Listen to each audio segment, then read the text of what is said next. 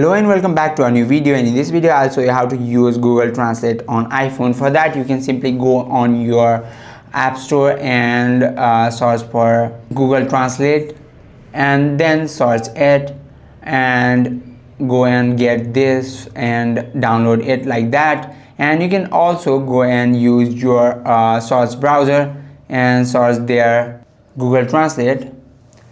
We can search there Google Translate, and now just enter your text. You can copy them from your messages or wherever you need and enter and then paste here, and then you can select the language you want in and then simply enter your text here, and you can see the text in the desired language of your choice. And that is how you use Google Translate on iPhone. I hope this video helped you out. If you have any questions or queries, just let us know in the comment section. Thank you for watching.